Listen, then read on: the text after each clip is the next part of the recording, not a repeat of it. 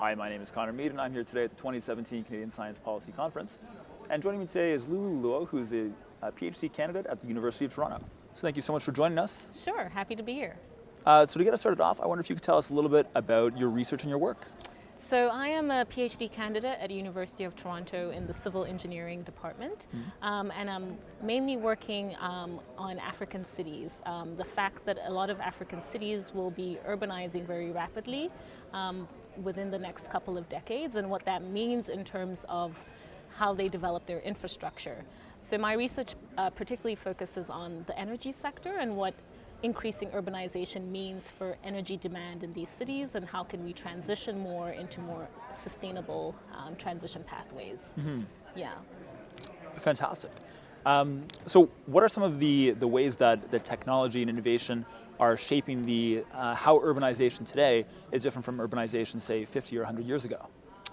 I think right now, especially when you think of the energy sector, there's a lot of knowledge, for example, within Canada on energy efficient technology, whether it's renewable energy or even in the building sector. How can we really have more efficient appliances within our buildings? So I think there's a lot of lessons to be learned from Canadian institutions, and also that can inform how we think of energy use and technology in developing countries, especially in Africa. So in a lot of African countries, there's a challenge because the technology sometimes might not be there, and so there's a lot of sort of capacity or knowledge that is here that we can sort of help these cities in African cities adopt, essentially. Yeah. Excellent. So one of the challenges in global development and in urbanization is that while it's a fantastic trend in terms of improving people's well-being and quality of life, it imposes a lot of costs environmentally, or it can impose costs environmentally. So how can we engineer urbanization to be more sustainable and have less of an impact on the environment? I think, so when you look at, larger cities in Canada, like Ottawa or even Toronto, there's a lot to be learned in terms of how the cities are being planned. So, there's a lot of research now on the benefits of compact development, where you have sort of high density cities that are transit oriented, that allow different uses of land. So you have people living close to work, children are able to go to school pretty close to home as well. So a lot of this knowledge can actually be used to inform urban planning in other countries. And I think that those are the linkages with the environmental benefits that you can get out of that. So how do you plan your cities spatially, and how do you connect different infrastructures is the critical thing. Excellent. Yeah. So I wonder if you could speak a bit about your experience with ESEAS. So my experience with ESEAS came out of the fact that I really wanted to have a more international dimension to my research. So I heard about ESEAS through former colleagues, and they have a young summer scientist program, which is essentially for doctoral students to become part of ESEAS over the summer and do their research in collaboration with the ESEAS scholars. And you come to this sort of wonderful environment and are really challenged to think about the policy relevance of your research, how it aligns with global discourse, and how can you better communicate your evidence or your findings with policymakers. So something that was really beneficial at the end of it is you have this skill set that you can apply to your own work when you come, when I came back to Canada. But yeah. So what were some of your key takeaways in terms of practical strategies for communicating complex research to policymakers? I think at the end of the day, you really need to learn to engage in a dialogue. So whenever you're discussing your research with different actors, just understand their perspectives, understand what is important to them.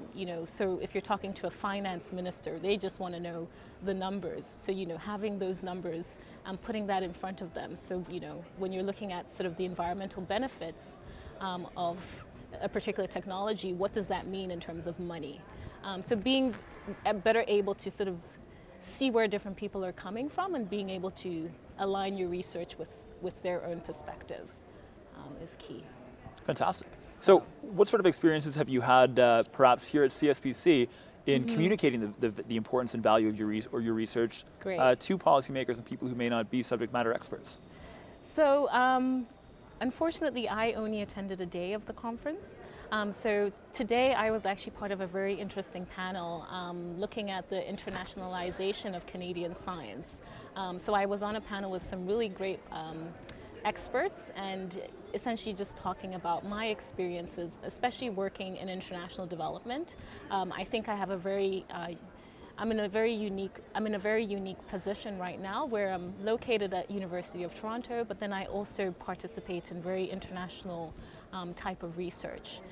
So for example, as well at U of T, I am part of a network of researchers that are looking at the role of engineering education, both in Canada, but then also how can we think about how engineering education is in the developing world, and how can we help a lot of these countries equip their graduates to have the skills to in policy, but then also in their own disciplines as they look for jobs in the future. So excellent. Yeah. So what sort of tools and strategies are we using or should we be using to internationalize Canadian expertise in engineering education?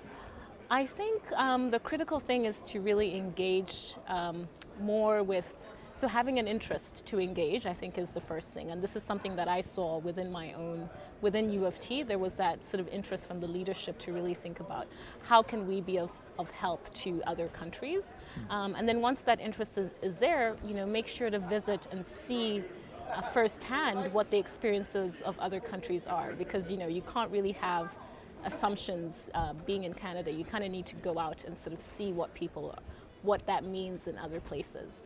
So those are the two main things. And then of course, as you develop solutions, understanding that what might be relevant here in Canada might not be relevant in another country. So trying to adapt how you apply solutions in different contexts is key. Excellent. So. Yeah. So my last question before we wrap up, for those who are viewing at home, where can we go online to find you, perhaps your social media, your research, and the exciting things we've been talking about just now? Sure. So I have a blog that I do on African cities. So it's called viewsonafricancities.com. I'm also part of the research network called the Engineering Education for Sustainable Cities in Africa, ESCA, EESCA.com. You can find more information on there as well. Fantastic. Yeah. Well, Lulu, thank you so much for joining me for this conversation. It's been a real pleasure, and I hope you have a great experience here at CSPC. Thank you very much. Yeah, thank you.